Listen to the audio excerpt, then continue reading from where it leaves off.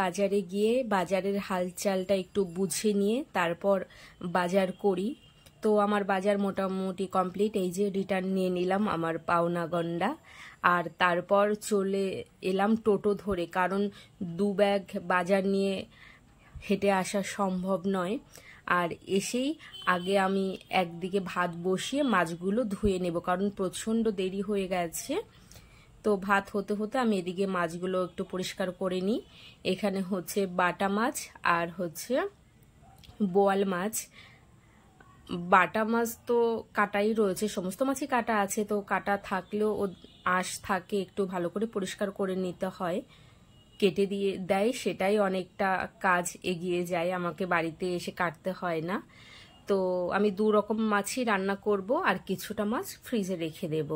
এদিকে বাটা মাছ ভাজছি, আর বোয়াল মাছে নুন হলুদ আর একটু ধনিয়া গুঁড়ো দিয়ে মেখে রেখে এই যে তরকারি রান্নাও করে ফেলেছি। আমি কিন্তু মশলা দিয়ে বোয়াল মাছ করিনি, মশলা দিয়ে করব নেক্সট দিন। 2 দিনের বোয়াল মাছ আছে, আর আজ করেছি আলু বেগুন দিয়ে।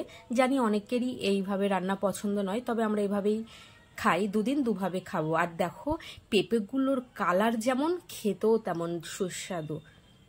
তো মোটামুটি আমার রান্না কমপ্লিট। এই তো বাটা মাছ বোয়াল মাছ, আর করেছিলাম বাটা মাছ ভাজা আর ভেন্ডি ভাজা। এই ছিল আজকের আমাদের দুপুরের মেনু।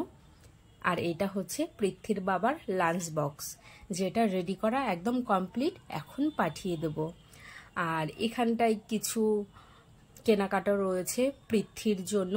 আমরা আগামী সোমবার থেকে 5 দিন সায়েন্স ক্যাম্পে যাব, BITM এ, অর্থাৎ বিড়লা ইন্ডাস্ট্রিয়াল টেকনোলজিক্যাল মিউজিয়ামে।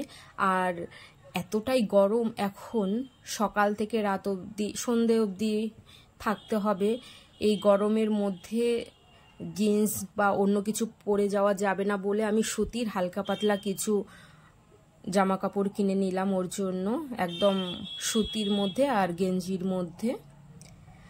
তারপর সন্ধ্যের দিকে ওকে টিফিন খেতে চাইছিল, তো আমি বললাম আগে কমপ্লেনটা খেয়ে নাও, তারপর আমি তোমার পছন্দের চাউমিন করে দিই। আর এইদিকে রাতের বেলা, রাত 11টার বেশি বাজে, পৃথ্বীর বাবা মাছ নিয়ে এসেছে। মাছটা অনেক দূর থেকে এসেছে, তাই নরম